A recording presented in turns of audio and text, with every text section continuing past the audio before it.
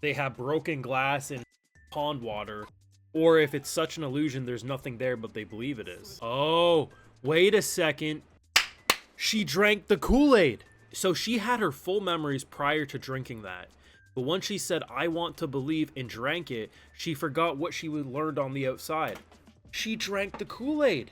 So this is actually a pretty crazy episode of Kowloon Generic Romance because Yame came back from the outside. She remembered things that she's like, yeah, everyone says the second city was destroyed a few years ago. And she was in the middle of discussing and revealing some things. Not like she was about to drop a crucial bombshell that would change anything really that much. I mean, it might change a little bit, but not like crazy amounts. And the idea that now that she's aware that nothing is here, she's looking at this drink, which looks like a normal drink. But now she's like, I don't know if I want to drink this. Which, buddy next to her didn't order anything because for all they know, they could be putting God knows what into their body. I'm personally under the belief that they're drinking nothing, that it's such an it's like an optical illusion, right? You believe it's there, but really it's nothing.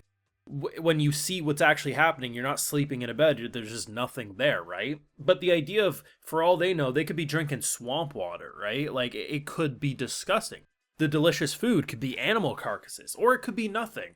But the uncertainty of not knowing what it is because you're seeing it as one thing but being told it doesn't exist, who knows what that is? After she guzzles that down, she says, you know what? I want to believe. She then forgets what she was about to say.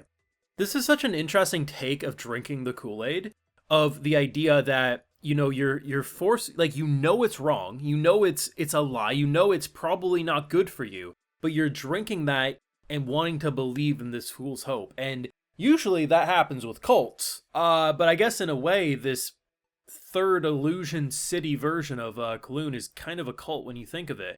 And we're at a point now where we have attempted murder on our hands. We have essentially an assassination attempt that's going to be made on our girl. Kudo is a douchebag, but I get it, but he a douchebag. Literally the day after he sleeps with this girl, who is worried about being a replacement or whatever, he says, no matter what, I'll never leave you. And then he tests her by giving her some powdered sugar and says, hey, how about we make French toast? Sure. I don't really know how to make French toast in the toaster like this, but yeah, I'll give it a go. And because he didn't see her respond the way his fiance would, he left because she isn't being the replacement he wants her to be. And while technically we're being told she's a fake, we're also being told that she is such a unique entity that she is her own person. She's not just a carbon copy of, she's not a false copy of the OG. She may look like her, but she is without a doubt her own person with her own personality and beliefs. And it's really frustrating and heartbreaking seeing her just so like, why is this happening, as we're about to have an assassination attempt on her. Basically, we're at the point where it's like, hey, find another generic, throw their bitch ass out of Kowloon, see what happens, and if you can't find one, use her. Okay. Okay. The interesting thing, too, is I've heard this from multiple commenters, so I'm starting to believe it's true. From what I understand, because I know there is, obviously, the manga's ongoing, there's the anime, and there's also a live-action adaptation that's being made. I don't think the live-action's come out yet. But basically, all three versions of the story are going to have a different ending, which is really interesting. And from my understanding, I think the manga was involved with the endings for all of them. And it's interesting because I almost wonder, like, how vastly different the endings will be. Is there going to be a good, bad, and neutral? Is it all going to be roughly the same ending, but with different executions? I don't know.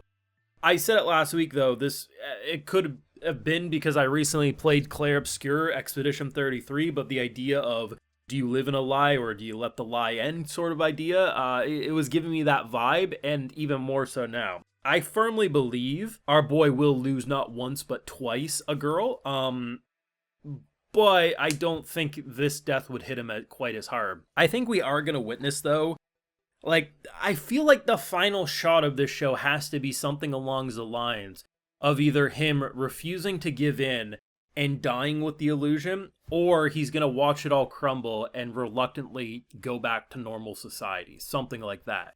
But I don't know anymore. I really don't, because there's so many plot points at play.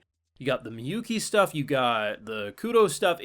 There's so much happening, and I keep saying this. The fact that a 13 episode show feels like there's like you watch an episode like this, you say there's no way they conclude all this in 4 episodes. It feels like we're not even halfway through a story. But on the same time, you're like, actually they could. This show hurts my brain.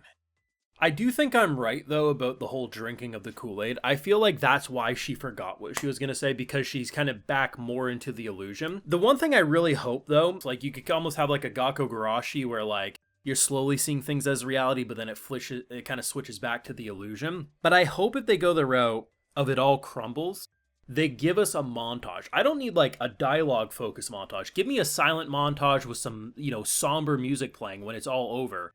And show me all of these scenes. Show me Yao Mei's clothes.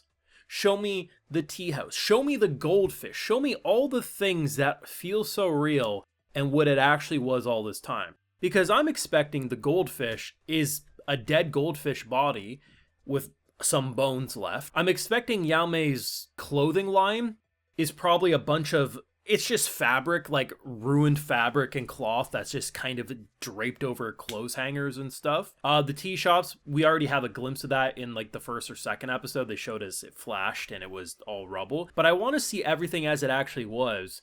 And I think it'd be really great too is if you saw people drinking, like, they're having dinner with some wine or whatever. Show us what's actually they're looking like. Is it skeletons sitting there holding empty glasses? Is it filled with murky water? Show us exactly how delusion this was, because there's as much of a chance that they are physically interacting with rubble and garbage as it is they're just mindlessly sitting or walking through abandoned things and the terra above is making them think it exists but nothing's actually there. If that's true though, Kudo has to be like anorexic at this point. Like, I don't... It's kind of a funny comparison, but like if you've ever seen South Park, Starvin' Marvin, how like he's basically a spine and ribs. Like that's how Kudo would have to look realistically if he hasn't actually been eating anything, you know what I mean? So I don't know. There's a lot to think about. There's only 4 episodes left in this 13 episode series, and I'm not ready for it to end, but I am actually very interested to watch the live action one as well, because I really want to see like any differences that it might have. But your thoughts? What did you think of this episode? What's your opinion? Are they actually eating and drinking just like weird shit, or do you think it's all an optical illusion and nothing's actually there? Like, which one are you siding with? I kind of feel like they're interacting with things, but it's clearly not what they think it is, so they're probably drinking some swamp ass water and who knows what they're eating for food. But I think Buddy's saying I don't want to risk it is the smart way to go. But your thoughts and theories, leave a like if you enjoyed, subscribe if you're new around here, of course ring that bell. We do have the Patreon where we got the full live reactions over there exclusively if you want to see my full thoughts, and hey, while you're over there I'll also give you a video shout out. So today we got Dirtberg Jude, Third Dynasty, Arter Kunha, Devin Mitchell, Tony X, Spectra, Monty7, Buonake, Monica Luzuria, and we also have Kyle Kowalchuk. So I appreciate the support, everyone. Please take care. Y'all have a good one.